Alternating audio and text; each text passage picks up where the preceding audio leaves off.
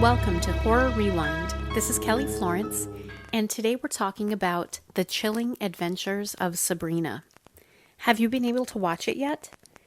It's on Netflix. It just came out in October, and it's by the same showrunner as Riverdale. And if you've been listening to the podcast, you know Meg and I love Riverdale, and so we were really excited about Sabrina. Some of my initial thoughts: I love that Sabrina Spellman is a horror fan. Right away in the first episode, within the first moments, we get to see that they're going to Night of the Living Dead, and she knows all about zombies. It's got a diverse cast. I love the throwback costumes and set decorating aesthetic that they use, so it feels like the 50s or 60s, just like Riverdale has some of that throwback stuff. And it's creepy. It's got some good, scary elements to it, more so than Riverdale does because of the nature of the show. But how fun. Meg, what are your thoughts? Hey, Horror Rewinders. So we're talking about The Chilling Adventures of Sabrina.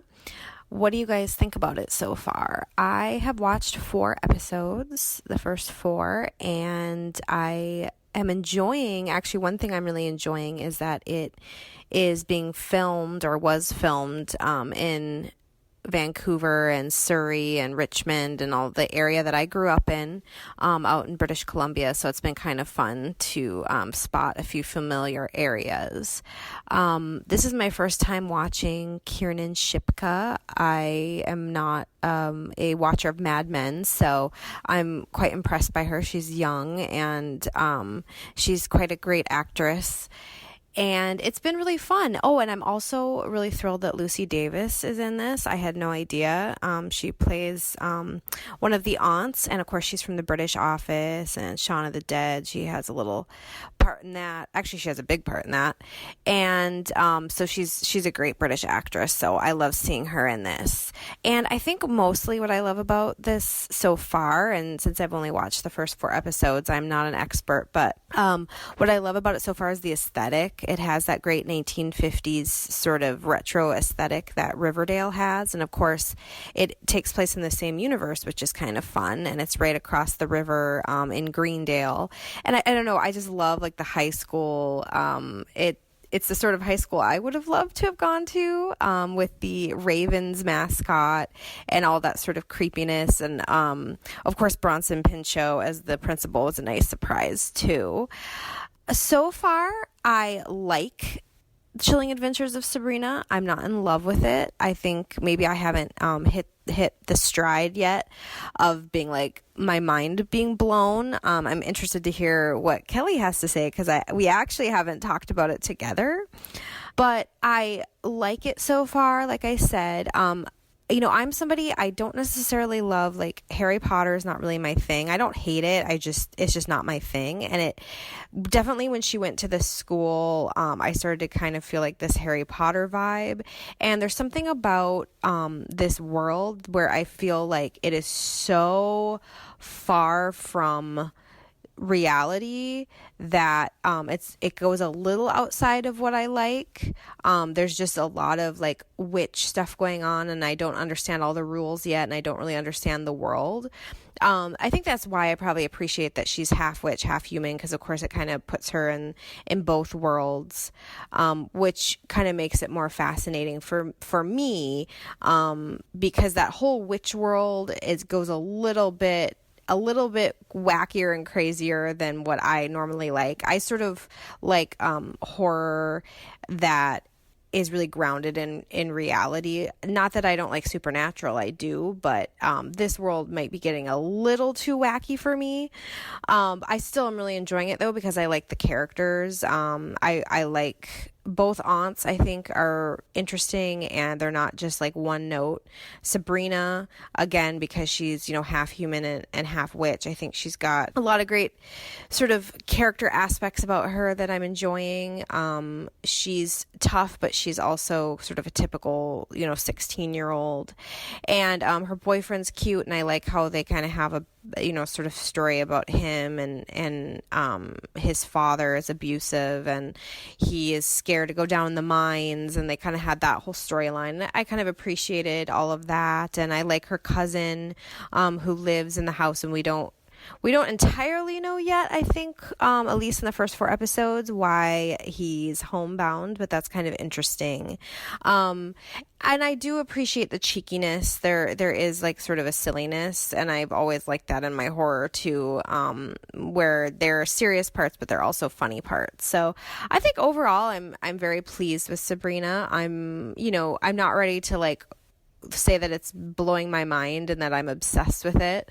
But I'm definitely looking forward to watching more episodes, and I'll probably have to talk about it again once I've actually finished it.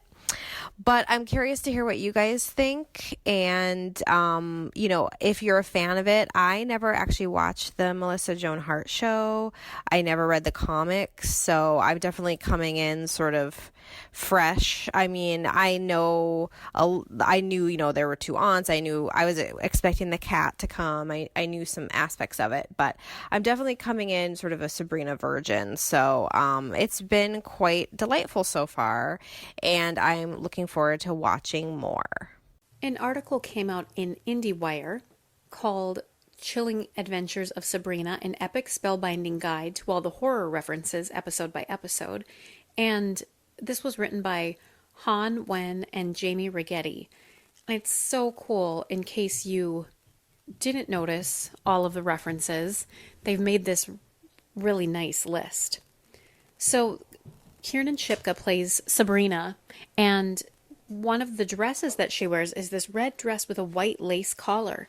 It's reminiscent of the dress that Mia Farrow wore in Rosemary's Baby. The Putnam family in the show shares the same name as the Putnams, who were prominent accusers in the Salem witch trials. And speaking of that, Samuel Wardwell, that's also a name in the show, was a man accused of and subsequently executed for witchcraft during the Salem witch trials in 1692. Dr. Saperstein shares the same name as the evil doctor in Rosemary's Baby. Some of the elements of Miss Wardwell's house look like elements from the movie Hellraiser. Also, the principal is named Principal Hawthorne, and John Hawthorne, of course, is one of the leading judges in the Salem witch trials. Nathaniel Hawthorne was his descendant, and he added a W to the spelling of his name. Now, also a little side note, that principal character is played by Bronson Pinchot, who I most recently just rewatched Perfect Strangers, and he was Belky on Perfect Strangers. Now, 150 original paintings that line the walls of the Academy in the series are actually loaned by Clive Barker himself. There's some references to Sleepy Hollow and Buffy the Vampire Slayer and Suspiria, and of course even some Shakespeare makes it in with Hamlet and Macbeth. There's a nice visual reference to A Nightmare on Elm Street in one scene when Harvey is laying in his crop top number 10 shirt with his headphones around his neck, just like Johnny Depp was in Nightmare on Elm Street. One of our Riverdale characters appears on The Chilling Adventures of Sabrina. If you know the character Ben Button, he delivers a pizza to Miss Wardwell, and we don't know if he, spoiler alert, is dead or alive, or if this is before or after he died on Riverdale. There are, of course, many, many more horror movie references and nice little nods to horror and pop culture in the series, but I just really appreciated this episode by episode breakdown. Like I said, check it out on IndieWire. It's a great resource. If you haven't watched The Chilling Adventures of Sabrina yet, I think you're in for a treat. It's a fun watch. It doesn't take itself too seriously. It's beautiful visually. It's got that vibe of Riverdale, but it's a little darker and a little scarier. And I'm enjoying it. I can't wait to see what they do next.